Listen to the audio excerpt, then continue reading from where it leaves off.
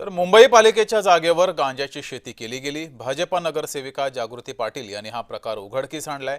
भांडूपमध्ये पालिकेच्या जागेवर चक्क गांजाची शेती सुरू असल्याचं समोर आलंय।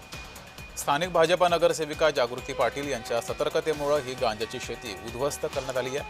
मात्र मुंबईमध्ये अशा प्रकारे शेती केली जाते, मात्र कुणाच्याही लक्षात कसं आला नाही हा प्रकार, असा प्रश्न मात्र या निमित्तानं उपस्थित झालाय।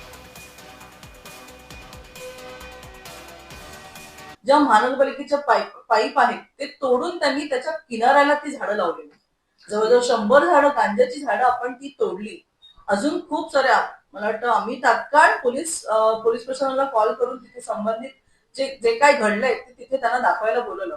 पण ते पण स्वतः शॉक झाले की असं सगळं होतंय आणि आपल्या भांडूपमध्ये होतंय आणि अशा डोंगराच्या भागात आम्ही तिथे गेल्यावरती आम्हीच शॉक झालो की एवढी झाडं आणि एवढ्या दिवस कोणीच तिथे बघत नाहीये। अधिक माहिती घेऊया, आपले प्रतिनिधी कुणाल बोहिटे आपल्यासोबत जोडलेले आहेत। कुणाल, मुंबईसारख्या ठिकाणी गांजाची 100 झाडं लावली जातात, तरी हा प्रकार कुणाच्याही कसा लक्ष देत नाही, हा सवाल आहे।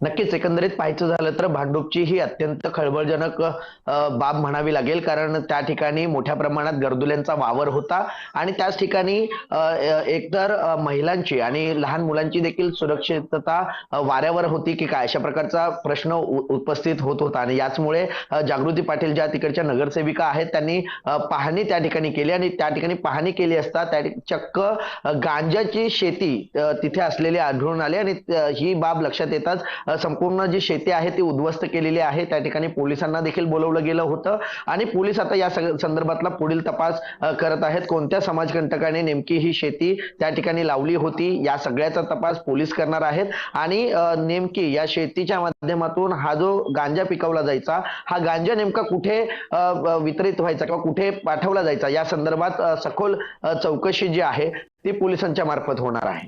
ठीक आहे कुणाल, तुम्ही असेच जोडलेले राहा।